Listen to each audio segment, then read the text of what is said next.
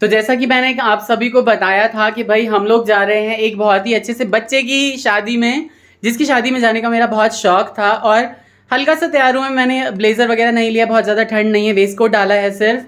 और मेरा गेटअप ये दिखा देंगी, बहुत ही थोड़ा सा तो मोटा हूँ मैं, लेकिन मतलब मुझे अच्छा लग रहा है, मैं सेटिस्फाइड हूँ इस लुक से अपने काफी दिनों बाद, है ना। सीजन के कपड़े आपको उसी तरीके से आराम से आ रहे हैं तो इसका मतलब हाँ बिल्कुल, 3 साल पुराने हैं ये, अच्छे से आ रहे हैं। तो हेलो दोस्तों, कैसे हैं आप सभी। आजकल तो भाई यही व्लॉग स्टार्ट कर रही हैं, ये एंड कर रही हैं, और कभी कभी मौका मिल पाता है वीकेंड्स पे ही मैं किया करूंगा, बाकी सारी बागडोर इनके हाथ में, एडिटिंग जरूर मेरे हाथ में रहेगी, है ना।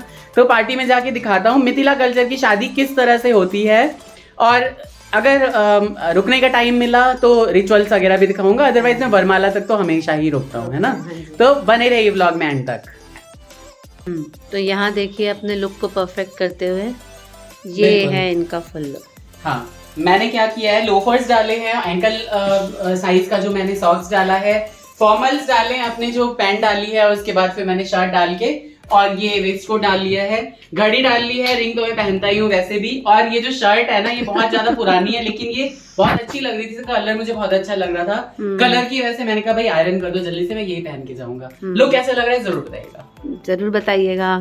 पूरा दिखाई दे रहा हूँ मैं। हाँ, मैं पूरा के चक्कर में इतनी पीछे आ गई हूँ। और दोस्तों मेरा ना एकादशी का फास्ट है, लेकिन जा इसलिए रहा हूँ, खाना वाना नहीं है मुझे वहाँ पे कुछ भी, जा इसलिए रहा हूँ क्योंकि मेरी इच्छा थी, मेरा शौक था कि मैं उसकी शादी देखूं एक बार जाके, है ना। बहुत अच्छा बच्चा है, आपको भी मिलो, कोई नहीं, अच्छे से एंजॉय कीजिए। हाँ, मिलते हैं शादी में। ओके। ये रहे दोनों हीरो, बिल्कुल हम शनि बाजार लाजपत नगर आए हैं, और वहाँ पे है ना कम्युनिटी हॉल बिल्कुल सामने है, और गाजे बाजे बज रहे हैं शादी वादी के।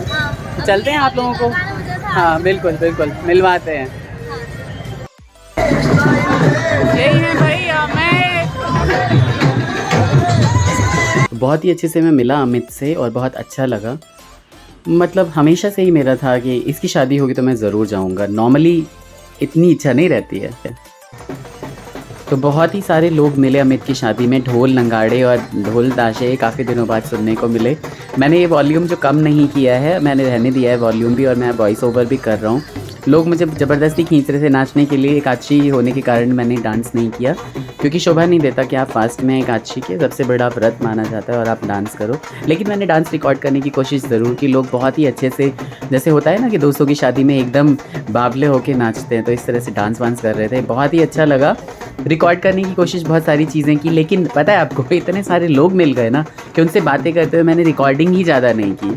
बट ये रहा कि हाँ, जितना पॉसिबल हो सका मैंने यहाँ पे भी रिकॉर्डिंग की, दीदी के व्लॉग में भी रिकॉर्डिंग करने की कोशिश की। बहुत अच्छा माहौल रहा, हमें रात को 1-1:30 बज गए थे वापस आने में। ये सब कुछ देखते देखते दुल्हन आई, मतलब सब कुछ देखा हमने।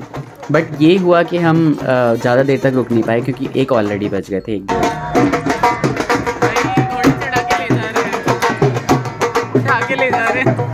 बहुत बढ़िया। ये प्यारी सी बच्ची मेरी भतीजी लगेंगी, नाम है इनका गौरी, और अनुज भैया की ये बिटियां हैं। मैं फर्स्ट टाइम मिल रहा हूँ गौरी से, है ना। आपके सारे ब्लॉग्स देखे और बुआ के भी। बहुत ही प्यारी बच्ची है, देखिए। आप भर भर के आशीर्वाद दीजिए हमारे सारे बच्चों को, खूब नाम रोशन करें और अच्छे रहें, स्वस्थ रहें, मस्त रहें, है ना। सभी को बोलिए like share and subscribe, like share subscribe कर देना और बहुत सारी कमेंट्स भी करना। बहुत बढ़िया, बहुत बढ़िया भाई। बहुत सारे लोग मिल रहे हैं यहाँ पे प्यारी प्यारी भाभी हमारी, गौरी की मम्मा मिल रही हैं। मैंने कहा चलो छोटा सा क्लिप तो एक बनता ही है ना। तो भाई ये लीजिए दुल्हन की एंट्री होते हुए, पीछे गाने वाने बज रहे हैं, वॉइस ओवर कर रहा हूँ मैं, लेकिन आपको सुनाई ज़रूर देगा गाना। एंट्री होते हुए दुल्हन के बहुत ही अच्छा लगा। यहाँ पे दूल्हे राजा यहाँ पे दुल्हन को स्टेज पे लाने की कोशिश करते हुए।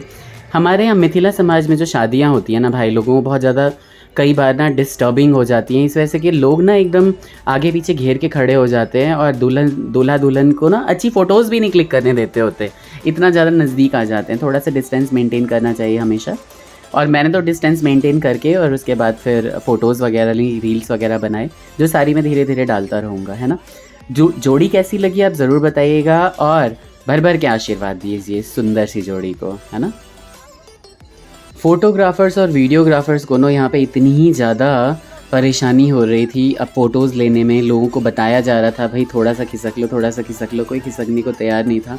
क्योंकि ये एक लाइफ टाइम इवेंट होता है, शादियाँ तो दोबारा होती नहीं हैं, तो इसलिए वो लोग भी सोच रहे थे कि भाई किसी तरह अच्छी से फ़ोटोज़ आ जाएं, क्योंकि एल्बम में कैप्चर करने के लिए बहुत अच्छी अच्छी फ़ोटोज़ चाहिए होती हैं, लाइफ टाइम मेमोरी होती है ये। और बहुत अच्छे से, बहुत ग्रेसफुली दुल्हन ने एंट्री ली थी, और उतनी ही ग्रेसफुली उन्होंने बहुत अच्छे से संभाल के वहाँ जो आजकल जो स्टेज बना होता है, उसके जो चेयर्स होते हैं वो इतने ज़्यादा अच्छे नहीं होते, और दुल्हन जो है वो गिर ना जाए, इसलिए दुल्हन ने ये अमित ने बहुत ही अच्छे से, दुल्हन ने भी बहुत अच्छे से चढ़ाई की, आप देख रहे होगे सीढ़ियों पे, और आराम से फिर अमित ने भी दुल्हन को ऊपर चढ़ने में बहुत हेल्प की। बहुत अच्छा लगा मुझे ये सब देख के। रील्स बनाए मैंने बहुत ही सारे, और वो रील्स जो है वो सारे मैं इस व्लॉग के माध्यम से आपको शेयर करूँगा। सुंदर सुंदर रील्स हैं जिसमें सारे दूल्हा दुल्हन को दिखाया है मैंने, अलग अलग पोजेज़ हैं उनके, अलग अलग तरीके से वो वरमाला वगैरह डाल रहे हैं, तो ये सारी चीज़ें मैं डालने की कोशिश करूँगा। और व्लॉग किस तरह से लग रहा है आपको, और क्या चाहिए हम लोगों से, मेरे अंदर क्या इम्प्रूवमेंट की ज़रूरत है इन टर्म्स ऑफ कि मैं किस तरह से एडिटिंग करता हूँ, या किस तरह से मैंने फ़ोटोज़ ली हैं। अब देखिए कहीं कहीं से, मतलब लोगों के पीछे पीछे से भी मैं कैमरा डाल के ना, और मैं फ़ोटो जो है वो ले रहा था, और मैं रील्स वगैरह बना रहा था। मुझे बहुत अच्छा लगा पर्सनली। मैं इतने ज़्यादा एफ़र्ट्स कहीं भी शादी में जाने के लिए या फ़ोटोज़ वगैरह किसी के लेने के लिए नहीं मारता, लेकिन यहाँ पे ना मुझे ये लगा कि नहीं, मुझे तो जाना ही चाहिए 101%।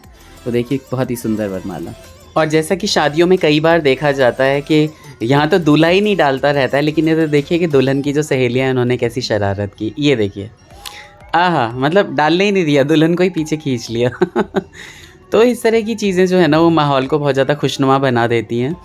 लेकिन मुझे ये सब पसंद नहीं है, बट देन हाँ ये अच्छा लगा यहाँ पे, क्योंकि बहुत ज़्यादा ज़बरदस्ती नहीं हुई मतलब वरमाला वगैरह डालने में। तो मुझे ये बहुत अच्छा लगा कि एक दो बार में ही मतलब वरमाला डल गई। बट देन लोगों ने ना बड़ा हुड़दंग किया भाई, लोगों मतलब कोई स्टेज से हटने के लिए तैयार नहीं था। मैंने तो 4 लोगों को बोला भी हट जाओ, तो वो लोग नाराज़ ही हो गए। लेकिन फिर भी मैंने बोल दिया, और कोई ऐसा लड़ाई झगड़ा नहीं हुआ, अच्छे से सब कुछ हो गया, और हम आराम से घर वापस आ गए। इतने लोग मिल गए हमें वहाँ पे, हम बातें करते करते हमने 1:30-2 बजा दिए, नहीं 1:30 बजा दिए थे, और 1:30 बजे हम घर वापस आए थे।